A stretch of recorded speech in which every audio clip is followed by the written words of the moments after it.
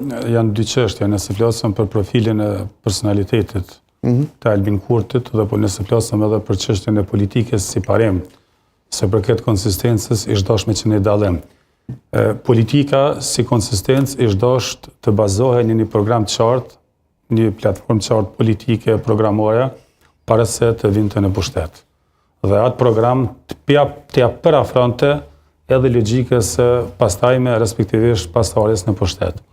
Nga ajo që kemi pa deri tash në profilin e shumë politikajve, e që këtu nuk banë përjashtim as zoti Kurti, nga ajo që është thonë paraprakisht edhe që kanë qenë kauzat kryesore deri në ardhen e pushtet, janë shndruar në diçka në tema të kundërta nga ajo që ka është proklamuar vazhdimisht. Domthonë nga një kauzë kundërshtuese ose nga shumë kauza kundërshtuese, pasardhës në pushtet janë shndruar në diçka normale dhe si kauza të mbrojtjes fanatike të realizimit të atyre çështjeve. Pa dosh me hime i numru, ato janë të shumta.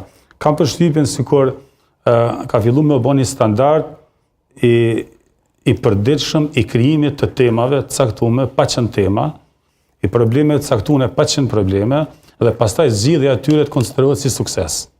Po i përmendë veç dy të fundit, çështja e Veriut edhe çështja e masave të sanksioneve të BE-s. Edhe njëra edhe tjetra, nëse i kthejmë në fillin e saj, në gjenezën e saj, kanë qenë në situatin e ne që i kemi sot.